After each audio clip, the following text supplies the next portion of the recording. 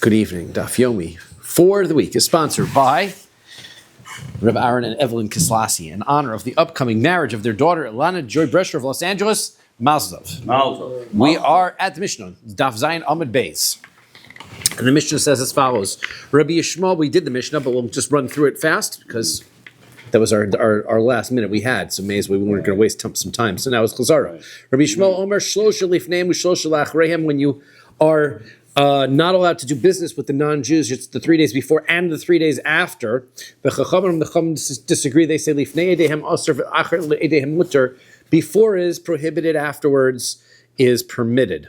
Says the Gemara, Amar Rav Tachlifa bar Rav Dimi. Rav Tachlifa bar Rav Dimi says, Amar Shmuel, the name of Shmuel, Yom Echad L'Divrei Rabbi Shmuel Li'olam Aser. Those folks that are going to be worshiping their idols on every Sunday become impossible to do business with.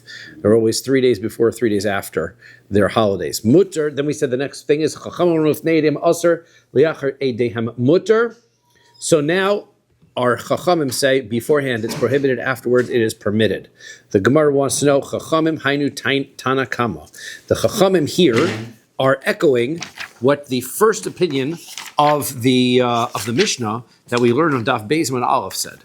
They had said that Eidehen shall ovdi lifnei Eidehen shall ovdi Chachamim shosha yomim aser laseis v'laseisi mahen lahashilo lahashilem. That was our Mishnah, right? 3 days before the holiday, you can't do business with them. You can't borrow. You can't lend. You can't pay them back. That was the Tanakama. And then Rabbi Yehuda said a different thing, right? But the Tanakama said that. So therefore, who are these Chachamim?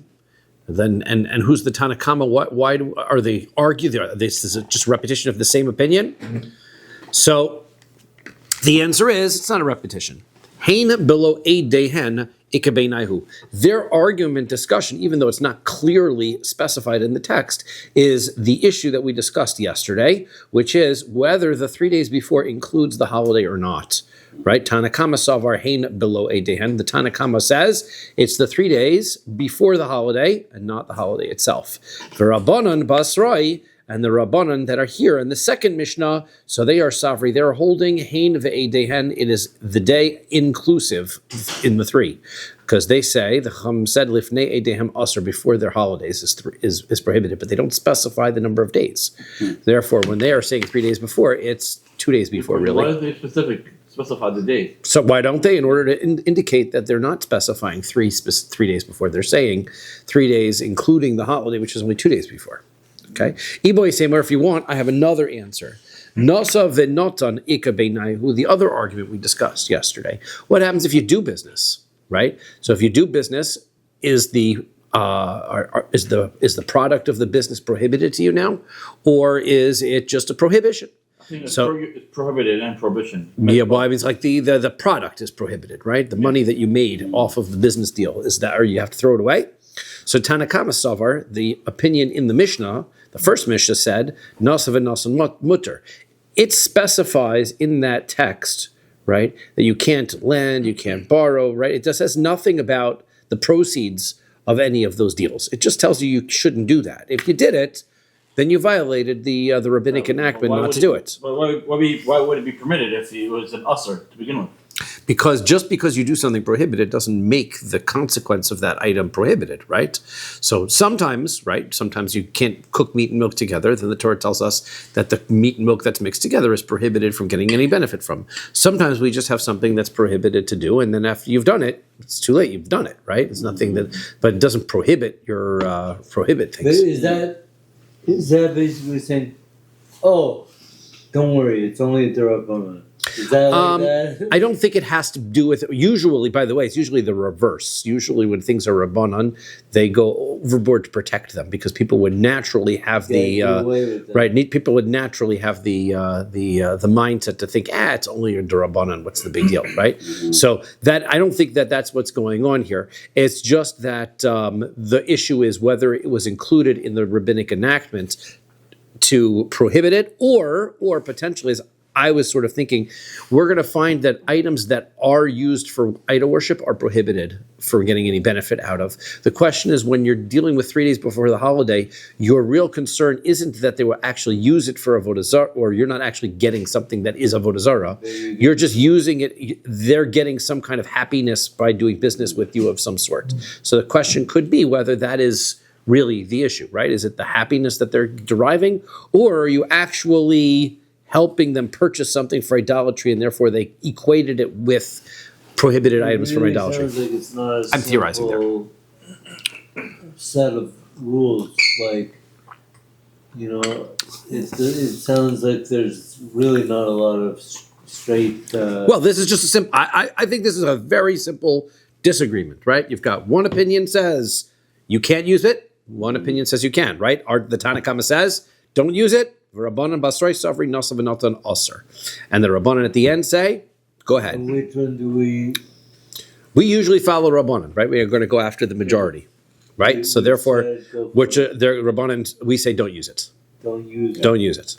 V'iboy say more, or else if you want, I will say it that the Shmuel ikabeinaihu. The issue between the two opinions is Shmuel. What do I mean by Shmuel? Damer Shmuel. Shmuel says like this: Begola, if you are in the exile, right, outside of Eretz Yisrael, ein aser el yom edon. This in rabbinic enactment to establish that you shouldn't do business with the non-Jews for 3 days wasn't enforced outside of Israel. Why? Because the main idolatry was created in Eretz Yisrael. People were really zealous and followed it. The cultures outside of Eretz Yisrael copied those idolatries, but they were doing it sort of as rituals, right? People nowadays that are going to keep Easter and they go bunny hopping or whatever they do, bunny shopping, or and they go Or with get the search. eggs, They search for. They do search for eggs. Are they doing it? Are they doing it really? Is there something that it right? They search for rabbit eggs. It's amazing they find any. But but in any event, but they go searching for those things. Are they doing it because of their understanding some connection between that and a real Avodah Zara, or is that simply the custom that's developed and they do that because that's how you celebrate it every year? Even if there is a connection, what percentage of the people practicing these things might be able to tell you? So that's the point. That's the point. So outside already, people were just doing it as casual rituals rather than right. Exactly. Mm-hmm. So therefore, on the day of the holiday, so the ritual itself might be Avodah Zara, but people are not praising God when they get a good Christmas present. Right? They're not saying, "Oh, thank you because I got tickle me Elmo." Right? That's not the way that goes. Okay. So Tana Kama islay the Shmuel. So Tana Kama says, yeah, that's like what Shmuel says. So and Rabbanan Basroi leislu the Shmuel, and the Rabbanan disagree with Shmuel's statement. They say no, even outside of Eretz Yisrael, you got to worry about the Avodah Zara. Boys, and there's another potential reality as well. And that is that remember that not doing business with non-Jews before their holidays can upset some non-Jews, right? And we're basically in an economic boycott. So Chil Hashem, it's not, right? To stand up for the sake of Hashem against Avodah Zara is not a Chil Hashem. That is for sure is Kiddush. It is what we call Ava, which means that it causes non-Jews to not like Jews. Now, if you're in Eretz Yisrael and the government is Jewish, right? So then, okay, they don't like it.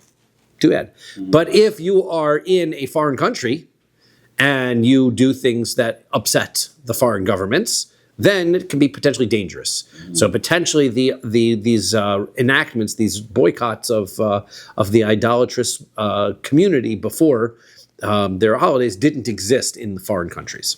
Or else, if you want, I will say, the Nachum Hamadi. The difference between them is Nachum Hamadi's explanation that the Tanya learned in Brisa.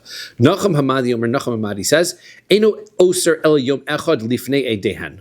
Right? They hold that there's not 3 days before, only 1 day before. So Tanakama leis le de Nachum Hamadi. The Tanakama says in our Mishnah very clearly 3 days before, so he doesn't hold like that. V'Rabbanan basrai islahu de Nachum Hamadi. And the Rabbanan at the end in our Mishnah, all the Rabbanan says it's prohibited to buy things before the holiday. It doesn't say 3 days. According to Rabbi Yishmael says 3 days before and 3 days after, but the Chachamim just say it's prohibited before. So maybe it's 1 day before. Okay, so that's a potential difference as well. Gufa, okay, let's talk about this Nachum Hamadi. Nachum Hamadi says, Omer, Eino Oser Ela Yom Echad Lifnei Edehan. They're only prohibited to do business one day before that holiday. Amru lo, so they said to him, Nishtaka hadavar velo nemar. That, let's get rid of that teaching. That pretend that never happened. Nobody says that. But 1 second, you just said that might even be the Rabbanan, and that might be their viewpoint, and that might even be the majority opinion. So what do you mean get rid of it? So the answer is, Man Chachamim, who are we talking about when we say the Chachamim? Nachum Hamadi, that is Nachum Hamadi, he's the only one. So even though we used the plural for it, it was a statement to mean basically the anonymous rabbis. Just in the anonymous, there's an anonymous opinion, and Nachum Hamadi, he's the only one, and that opinion we should get rid of. Now, Nachum Hamadi, where is he from? Yeah, so I don't know his background story, but we're going to see that we pick on him a lot. This Gemara, we're about to pick on him a lot, right? That's very rude. So we'll grab it from there. We'll look at the introduction of the Talmud afterwards. That's very mean. We can't pick on someone. You'll see. Democratic primary for New York. Tanya Idoch, another brisa says of Nachum Hamad. Nachum Hamadi Omer Nachum Hamadi says, Mochrin Rahen Sus Zocher V'Zakein B'Mil Chama. You're allowed to sell non-Jews a horse that's male and old in a time of war. Now, here's what happens. You're not allowed to lend a non-Jew your animal for shop. You're not allowed to lend your animal on Shabbos to a non-Jew. Why? Because the non-Jew is going to use it on Shabbos, and you have the pasuk says that you're supposed to rest, and your animal and all your possessions are supposed to rest. But so your animals, the value you lent it to them, it's in their possession now, and it's still yours, right? They're using it, but it's yours. So therefore, ato vincha vitecha mascha v'hamtecha v'gercha shebishrecha behemtecha is in there. Your animal's got to rest. You can't let your animal go work on Shabbos. So therefore, not allowed. The Chacham said, well, 1 second though, right? If you loan it during the week, he might not return it in time. So don't loan the animals to the non-Jews at all. Then they said, well, if you sell animals to non-Jews, you may think that doing business with non-Jews, with animals, is okay, and then you'll lend it to them. So don't sell animals to non-Jews either. Because if you use it for Avodah Zara, well, you know. No, we're not worried about Avodah Zara, right? We're not going to presume, right? Dan lekaf schus, we're not going to presume everyone. Obviously, you're right. If they know it's for Avodah Zara, you can't do it. But usually that's why we don't sell it around the holidays. We're just saying there's a general prohibition. They're going to do work during Shabbos. So therefore, you cannot do business. You can't lend it to them. Therefore, you cannot sell it to them. Says Nachum Hamadi, when it comes to a male horse that's elderly, right, during a time of war, so then that is acceptable to sell because what are they using it for, right? You know that they're using it for battle or for war or for things like that. Horses are not, first of all, it's a horse. It's not usually used for crops and things. They would use animals like oxen for farming, right? It wasn't until much later that horses were used. They invented the horse collar as a tool to be able to use to pull heavy farm equipment, but it wasn't usually done, right? If you notice the way that a horse's neck goes up like this, and then an ox is straight backed, right? So the animals are beasts of burden, as they say. Those are the ones that have the straight backs. You put a yoke on the top of them. Not a zebra. No. I'm saying the opposite, right? Those are not the beasts of burden. The ones that their necks go up, like nobody's using a giraffe. Nobody's riding around in giraffes, but like a horse or a mule or those, right? So those are, you need a special horse collar, or you need special things in order for them to pull equipment. Those primarily are used for riding, right? You have a horse for riding, and this is during a war, so it's for soldiers, and this is a war animal, so therefore we're not really worried that they're going to be using it for war. Amru lo, they said to him, Nishtaka hadavar v'lo nemar. We don't like that. Get rid of that teaching, because they didn't want to make any distinction between the animals at all. V'ha'ika ben beseira dekaika vasei. But 1 second, ben beseira holds like him as well. D'tnan, we learned a mission, ben beseira matir besus. Ben beseira said it was okay to sell horses, right? So ben beseira lo maflig bein zchar m'linekevos. Ihu midika maflig bein zchar nekevos kirabanan svira lei. So he says, well, Ben Beseira makes no distinction between male horses and female horses. He just says horses in general are acceptable. And because the reason why is because he's holding that horses never are used for field work. right? So he's not making a distinction between male horses, female horses. Just horses in general are acceptable. But since his point is horses would be problematic because obviously you're not allowed to sell all horses. It's just that the male horse during the time of war you don't have to worry about because they're going to use it for a battle horse that's correct. Use it for cavalry, and therefore you don't have to worry about it. That we say means that he doesn't agree with this idea that horses are not used for farming, and therefore we don't hold like him. Okay, because if you're going to believe in the first place that horses are used for farming, don't use the fact that it's a time of war as a rationale for why it should be acceptable. That we don't hold of. Okay, now, Tanya, next one. Nachum Amadi Omer. Nachum Amadi says, Shabbos misaser Zara v'yerek v'zirin. So, Hashavas, right? This is dill. This is a dill plant. So when you take a meiser, you usually take meiser on a finished product of a food, right? You don't take meiser on an unfinished, like something that doesn't grow. Even when it's fully ripe. When it's fully ripe. Now, dill has a property of it, according to what Nachum Amadi is saying, is that you can use the dill seed, right, or the vegetable itself, or the shoots. The zirin, I think, are the shoots, right? Zirin? Yep. Right? So there's the shoots. Any of those things are reusable parts of the dill plant, and therefore all of them could be subject to meiser. So Amrulo, so they said to him, Nishtaka v'davar velo namar, right? That's not correct, because the main purpose for the dill is for the seeds, right? They grow the dill seeds, and the dill seeds are used as a spice. That's the main purpose. Everything else, right, is not supposed to be used for, doesn't have to be tithed. Okay, so we don't like that teaching as well. Now, v'ha'ika Rabbi Eliezer dekaikavaseh. What about Rabbi Eliezer? Rabbi Eliezer agrees with him. You can't have Rabbi Eliezer agreeing with him and telling us to get rid of that teaching. It's not as we learned in the Mishnah. Rabbi Eliezer says, Hasheves misaseres zera v'yarak v'zirin. Right, you can take tithes off of it when it is seeds, or when it is a vegetable, or whether it's shoots. So the answer is Hasam. The Mishnah over there is bid gi nunisa. That is when it is grown in the garden variety. Right, people harvest and grow the dill for multiple purposes. So if you grow it in your garden for the purposes of using the shoots or using the vegetable that grows from it, so then fine, you're right. That's what you grew it for, right? But in the wild dill, primarily the main product of it is the seeds. Okay. Amarli Rav Acha bar Manyumi le'Abaye. So Rav Acha bar Manyumi says to Abaye what was bothering Yehuda essentially. Gavar Rabba also me asrin. So we've got this great person, right? This Nachum Hamadi that we've been talking about. And he came, right? He came from Eretz Madai, right? From this Median Empire area where Persia was. And Kol Mil Sadamer, every time he says anything, Amri Le Nishtaka Adavar, we tell him, let's get rid of that teaching, right? Every time it seems like we're pretty rude to him, right? We're like, that's a terrible teaching. Below Nemar, we shouldn't say it. So Amar Ikachad Davdin Kavaseh. No, we've got one. There's one that he said that we keep, right? We're not really picking on. There's one that we like. Did Tanya wear a brisa? Nachum Amadi says, Shol Adam Tzarchav B'Shomeya Tefillah.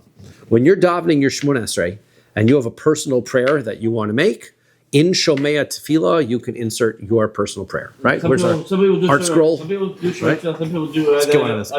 People will do by the Avodah sword. We're getting there. Right. We're getting there. That's our today's conversation. Okay.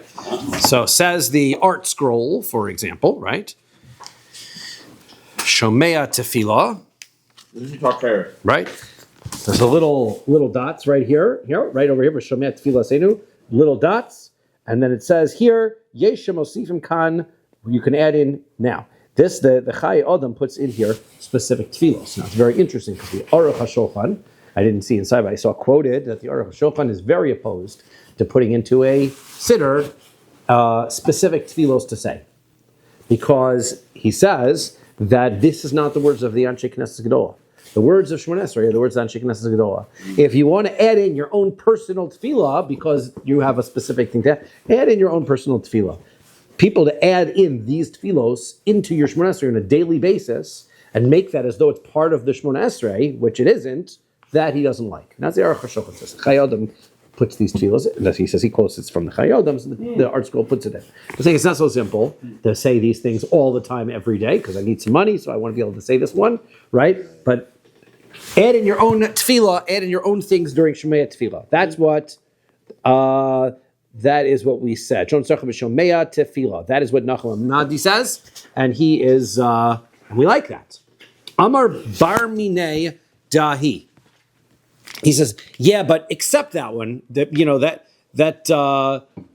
besides that halacha, right? You can't prove that Nachum Amadi is correct because Detalya ba'ashle Ravravi. There's that halacha is got great, literally great cords to hang on. Meaning, there's a lot of people who hold that way. That's not just Nachum Amadi's rule, right? You're right, we hold like him, but many people have said that. Detanya learn a brisa. Rabbi Eliezer says, "Shol adam tzrachav." First, a person when he's davening, first thing is start off by asking Hashem for what you need. V'yachar kach yispalel, and then afterwards you should praise Hashem. Because on Chabad, they hold that you ask for your personal prayer by like a nitzor. We're gonna get there. Hang on. All right. Don't jump ahead. Shenamar, as the pasuk says, tefila le'ani ki ya'atof. When a person who is poor and he swoons, right, before Hashem, he should pour out his speech. And ein tzicha el tefillah, when it uses the word speech here, it means prayer, when it means davening.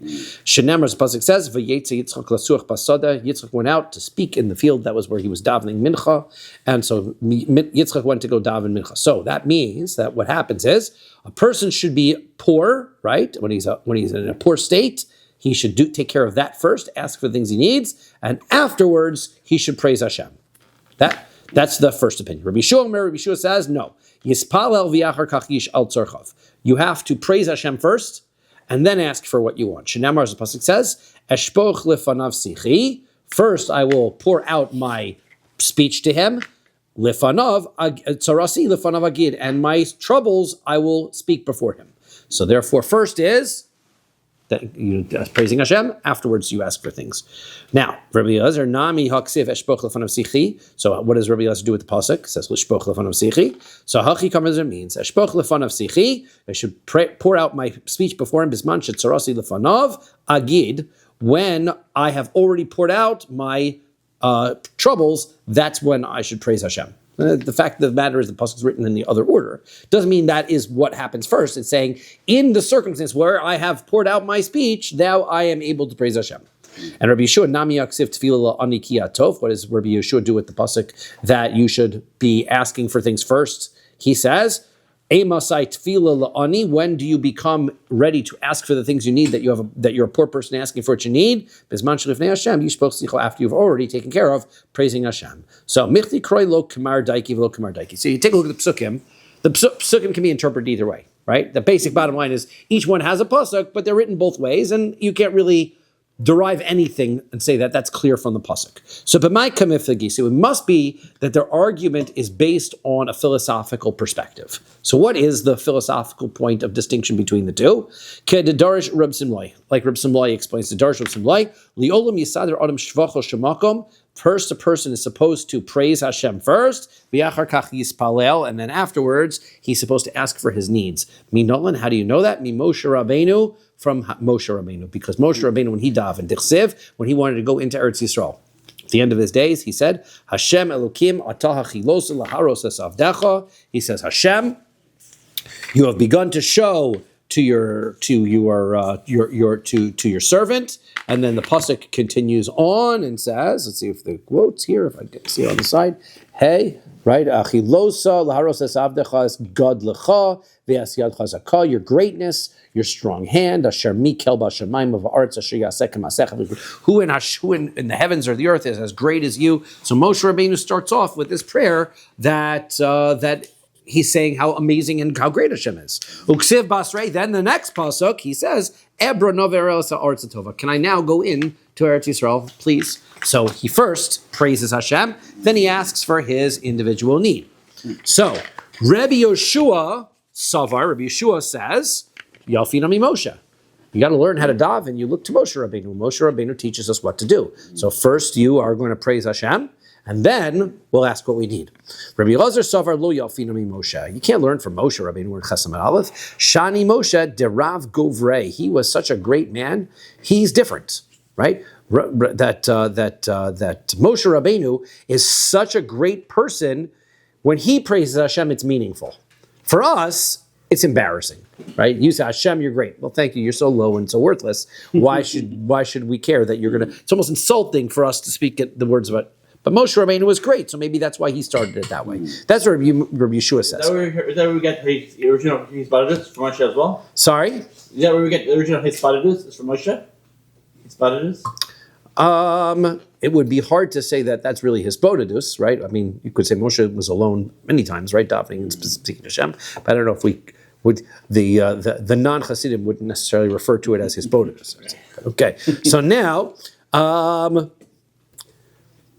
Chachamim say, lo k'divrei zeh v'lo k'divrei zeh, right? That's not, right? Neither of these is exactly true, right? Not like Rabbi Yeshua or Rabbi Elazar. Ella shol adam tzrachav b'shomei tefillah. Rather, what we do is in the bracha of shomei tefillah, right? That is what we're supposed to be able to say our personal tefillos, right? So that's where we add our personal davenings in.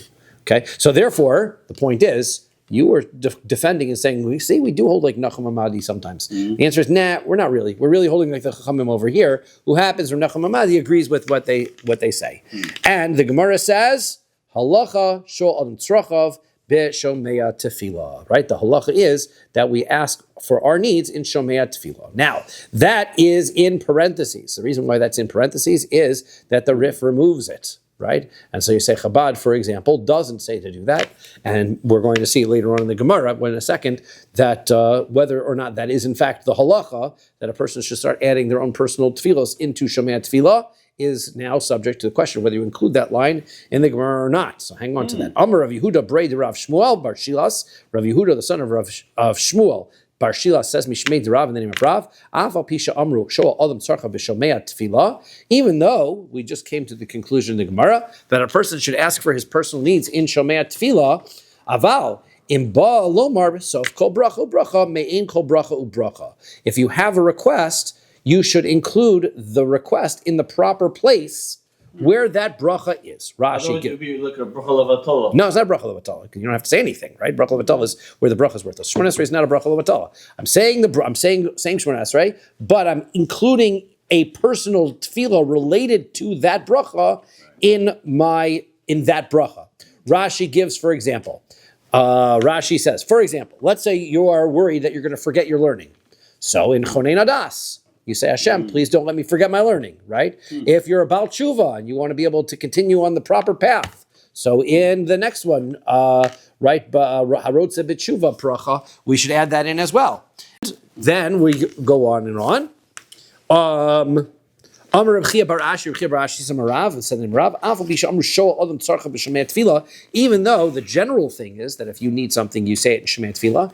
Im yesh lo chole b'toch beso, if you've got somebody who's sick in your house, Omer Birchas Cholim, you should say that in the bracha of Rofei Cholem Yisrael, right? Im tzarech le parnasa, if you need a parnasa, so Omer Birchas Hashanim, you should say Birchas Hashanim.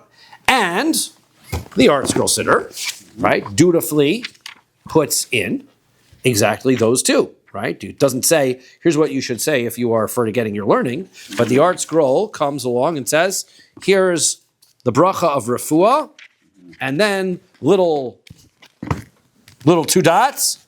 Here's a little section you could say if you've got somebody who's sick that you can add in. And then for Parnasa, right? I guess Biktaski Hilos. I don't know. No, that's a different version. If you're supposed to add on David for team. We don't have a little extra tefillah for it here, but that's where you're supposed to put it because that's what the bracha is about. So if you're going to say, please heal so and so, so that's the one to be able to add in. Okay. Amr Rabbi Shimon Levi says, Avo Pisha Amru Shoel Adam Tzarcha B'Shomei Tefillah. Even though we say that you're supposed to ask for everything you need in Shomei Tefillah, Aval Imba Lomar Achar Tefillah. So if you daven it after your davening is over, as Yehuda keeps saying that we should, after Elokai Nitzor, Afilu Keseder Yom Kippurim Omer, you can even go on and say as much as you want, even the whole Yom Kippur Vidui service, if you so choose. Wow. Right? Okay, basically. So the idea, the way that many poskim hold, is that when you have something to say in Shemei Tefillah or something Me'ina Bracha, it's a one-sentence thing. Right? You're not supposed to stop and say, okay, here's like my whole several paragraph of all the things that I need. Wait till you finish your Shemon Esrei, after Elokai Nitzor, then you can add in and daven for all the specifics and everything that you want and add in all kinds of things.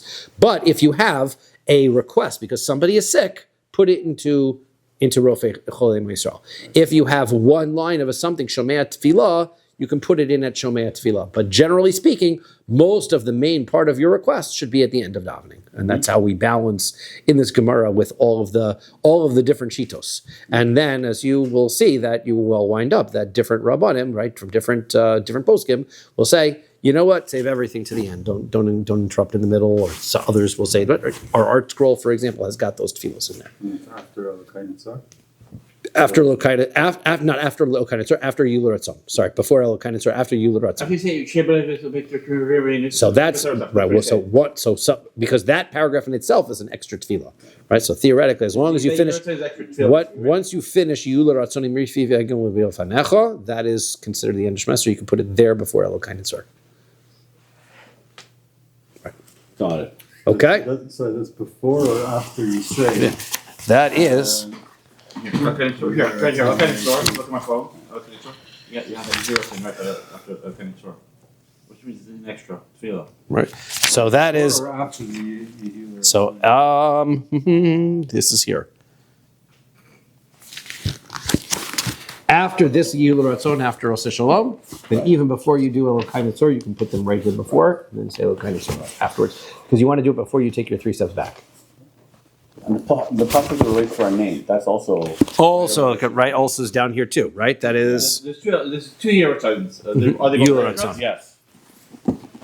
and that's how you do it. Both the heroes are extras. One before Oseh Shalom and one after Oseh Shalom. Those are both extras, right? They're both extras. Nothing is extra. No, with the hero sign. It's an additional, right? You mean additional tefillah? Yes. Yeah. Everything after the first Yulur Ratzon is an additional tefillah. That's why if you are in middle of davening and you get to the part where somebody's saying kedusha or things like that, you can answer at that point because your Shemona Esrei is already done. All kedusha or just the main parts like kadosh. Yes. Correct. Okay. Now let us continue. It says in the Mishnah. Okay. Next Mishnah. Ve'elu eidehen shel ovdei kachavim. Now let's get into some history, right? Here's the holidays that they had. We mentioned this already. We talked about Kalenda, which we said was the holiday that they had 8 days before the winter solstice. Although I may have it backward. They may have sort of reverse. I was listening to a podcast that talks about history in Daf Yomi. I mentioned that Rabbi Dr. Abrams from Torah University has a neat podcast, and he mentioned Saturnia, which we said was Saturnalia, was traditionally done on December 17th, right? So that was 8 days before the 25th, which was, I guess, around where the winter solstice was. And so that would be the one before, although I think the Gemara said before that Kalenda is the one before, and Saturnura was the one afterwards, but either way, right? Vikartisim, right? Also the holiday of Kartisim, we're going to explain where all these are when we get to the Gemara. V'yom Genusia shel Machehem, the day of the Genusia for their kings, which we will explain. V'yom HaLeida, their birthdays, they would celebrate their birthdays. V'yom HaMisa, and also the day they died. Divrei Rabbi Meir says, "V'chachamim are the Chacham say, Kol misa sheyesh ba sreifa yesh ba avodos kachavim." Anybody who's died, and then they would have a ceremony of cremation for that person. That's how you know there's avodah zara. There was a practice that the Romans would do, where they would take their kings, and when they would burn them, they would have an avodah zara ceremony where they would deify their kings. They would transfer them from this mortal world into being eternal godly beings. Is that the reason why Dutch Jews don't do cremation? We don't do cremation anyway because of desecration of the bodies, right? We were not doing cremations from well before that. But nevertheless, their cremations was also an avodah zara. So therefore, it's an indication that when you see a cremation, you know that there's an Avodah Zara element to that, and therefore celebrating that king's death is really a tribute to the Avodah Zara that's created by the transference of that king into their Avodah Zara-ness. The she'ein ba sreifa, ein ba Avodah Zara. But it was come. If they didn't burn the body, then they didn't do that ceremony.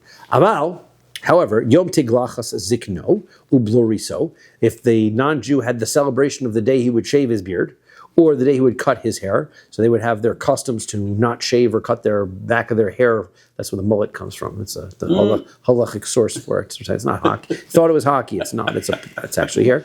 And what they would do is they would wait a year, it would grow long, and then they would celebrate the day that they would cut it as a holiday, personal holiday. I'm not talking about a Jewish Nazir, or just a Jew himself. This is not a non-Jew. This is Avodas Kachavim, right? Right. This is them, right? V'yom she'ala bo min hayam, or a day they came back from the sea, right? V'yom she'yotzu mi beis asur, and a day they got out of jail. V'ovei kachavim she'asa mishta libno, and if he makes a feast for his wedding for his son, eino aser ela osa hayom. In those circumstances, it's only prohibited to do business with him for that day.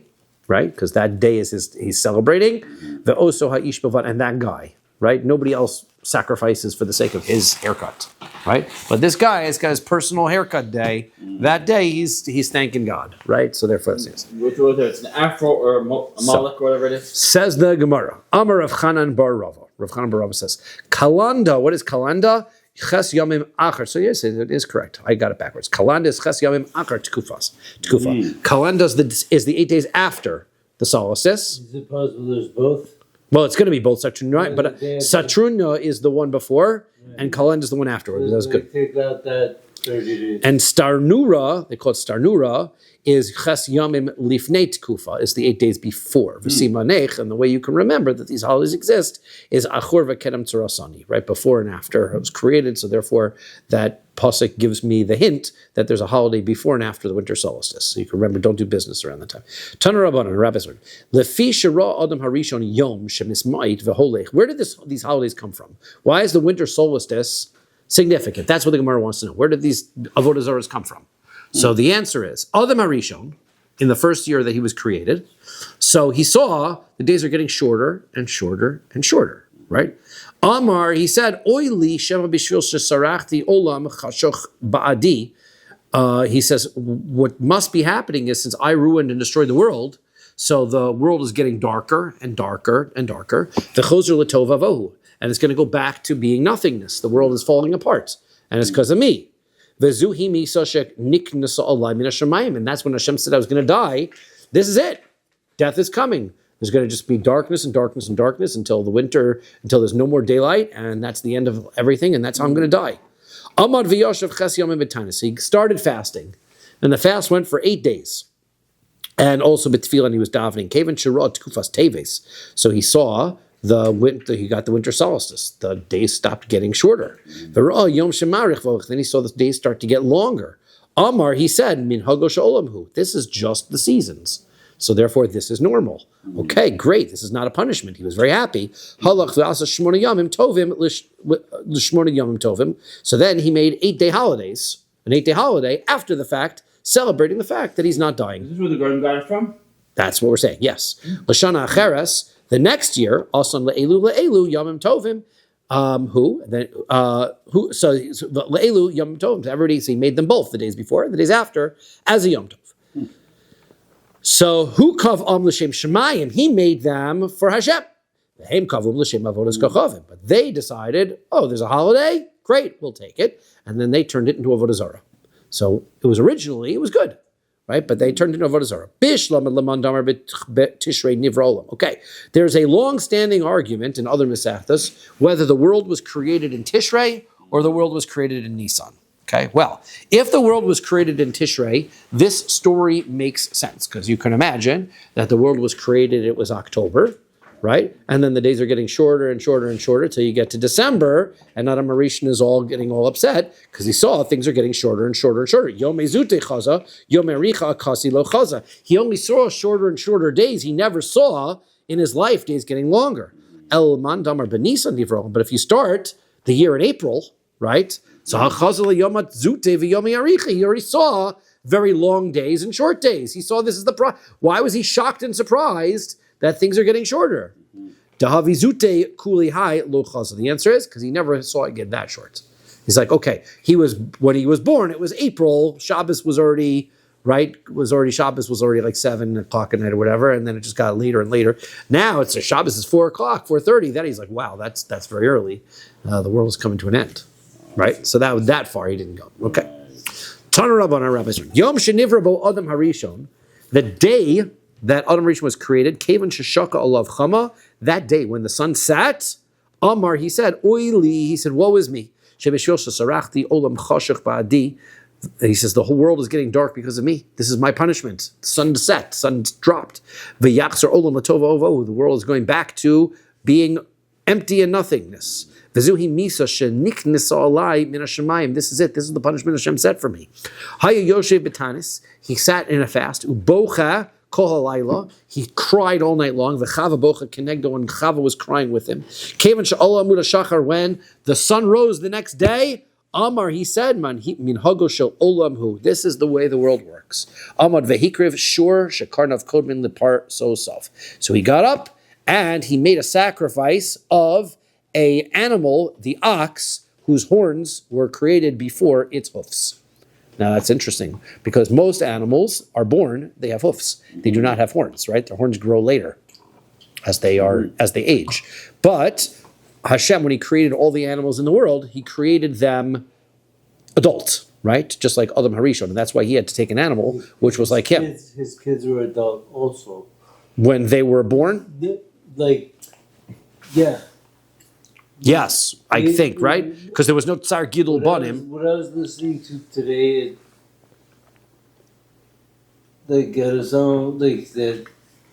that he started off with his kid, that his kids started off his kids. Because his kids were born on the 6th day before they did the Avera.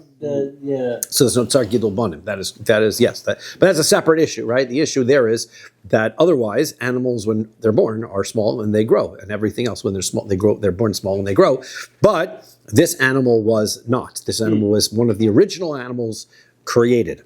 Shenamar, as the pasuk says, "Vatitov laHashem mishor par makrin mafris." It was great. It was good it was a offering. It was good to Hashem, better than the ox bull that had horns and hooves. Horns before hooves. V'amar Rabbi Yehuda, Amar Shmuel, Rabbi Yehuda said to Shmuel, Shor shikriv Adam Harishon Keren Achas Haisalo.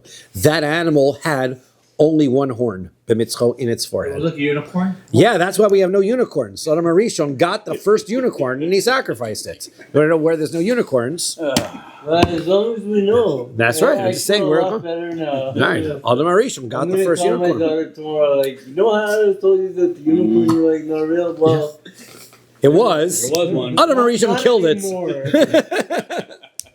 It lasted a day. That's right. It was delicious. That's right. No, but okay. So now, Adam originally did it, or I know. I doubt he would have, because we said he wouldn't have eaten korbanos until after the Beis Hamikdash, right, where the Jews were eating korban shlamim. In order to make a korban without having a Beis Hamikdash. Yeah, the concept of sacrificing animals for the sake of Hashem. Noach did it, right? Avram did it, right? Shenemar, as Pasuk says, "Vatitov laHashem mishor par makrin mafris." So it says makrin. So he says makrin. He says, 1 second.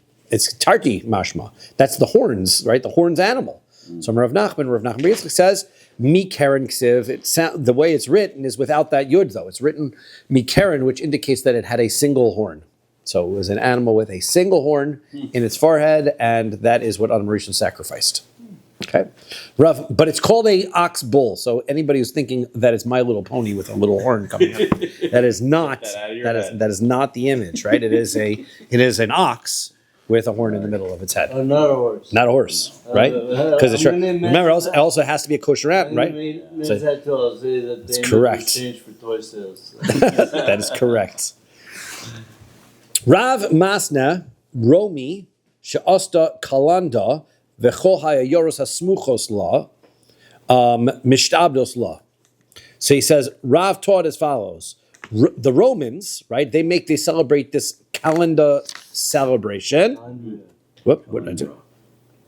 Calendar, not calendar, right? It's calendar, right? This right? It's the calendar, calendar celebration. So these Romans that they do it, and all of the cities that are surrounding it, right? They are subservient to Rome, right? So they do whatever Rome says. They themselves don't follow this Avodah Zara, right? But they do whatever the Romans do. So Osana, Yoros, Asuros, Umutoros. Can you do business with those cities? Because ultimately they're not worshiping the Avodah Zarah, but they're celebrating the holiday because the Romans are celebrating the holiday. Yes, and even you always say they're doing it. It's like saying that the people who are selling the toys at Toys R Us are doing are celebrating Christmas because not necessarily, they're just providing the toys. That's the economic benefit. If the Romans are doing the holiday, we're going to make sure that they've got all the stuff that they need.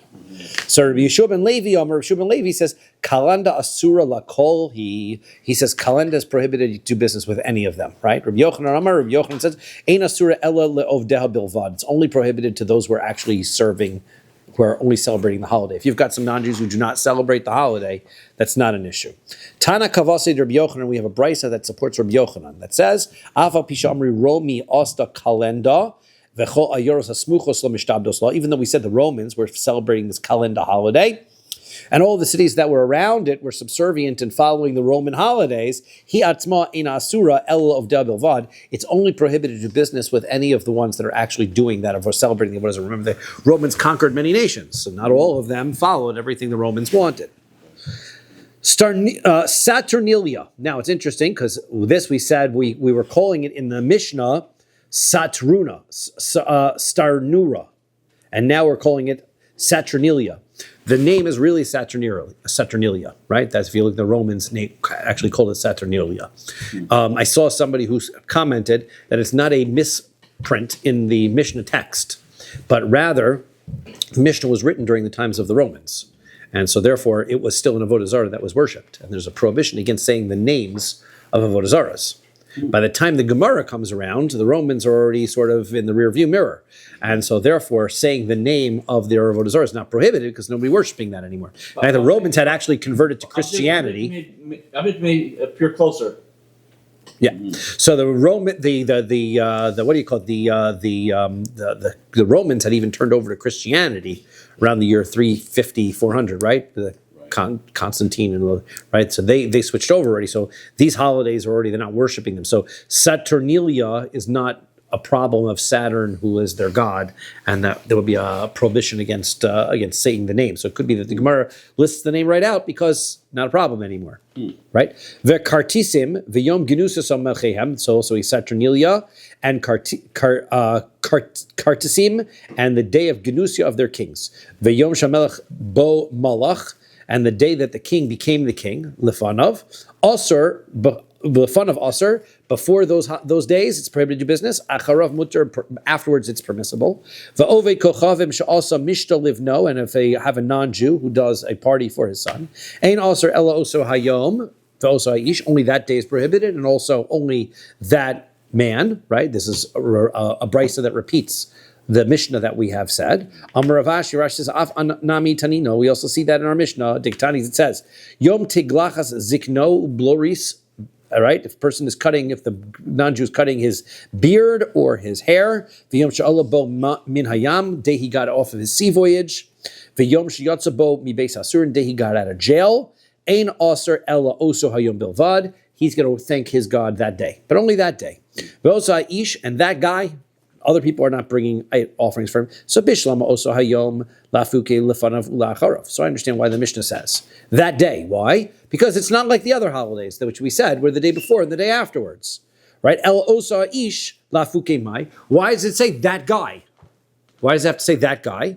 Lav lafuke misha abdav. Doesn't that mean that he may have members of his household who are going to potentially be forced to participate in his celebration? The answer is only for those holidays do we say for him and not for the people who are subservient to him, which means that the other holidays, like Saturnalia and all of those other holidays, you also can't do business with anybody who is subservient to those kingdoms and are going to be following along. So that proves that actually you cannot do business with these other cities that, even though they're not really worshiping that Avodah Zara. Shema Mina. Tanya, we learn it right. So Rabbi Yishmael says, Yisrael shebechutz la'aretz, for the Jews that are outside of Eretz Yisrael, as we discussed this, ov de avodas kachavim betara hein. So the idol worshippers are those who are worshiping Avodah Zara, right? They're like worshiping Avodah Zara in purity, meaning they don't mean it, right? They're going through the motions, but they don't really mean it. Ketzad, so for example, how does this work? Ove kochavim she'asa mishta libno. Let's say you have a idolater, right? And he wants to make a party for his son's marriage. V'zimin kol Yehudim shebi'iro, and he invites all the Jews. Afa pisha ochlin mishalahen vishosin mishalahen, even though he's going to get kosher food, right? He's going to get good kosher food for them. He'll get kosher drinks for them. V'shamash shalahen omei lifnim, he's going to get their own waiter, so you can't even mix the food up, right? Gets the COR. Everybody is all involved. If he participates in that, he is still going to be considered like somebody who eats from the sacrifices of the dead. The pasuk says, so, right, it's and he will call you and he will eat from his sacrifice. You shouldn't even attend the event, right? You attend the event, you are already giving him honor for his Avodah Zara, and you can't attend the event. So the chuppah could be the canopy could be in a church, and there could be crosses. And so this doesn't even bring any of those issues in, right? He has it in a nice, beautiful wedding hall, and the event is kosher and everything.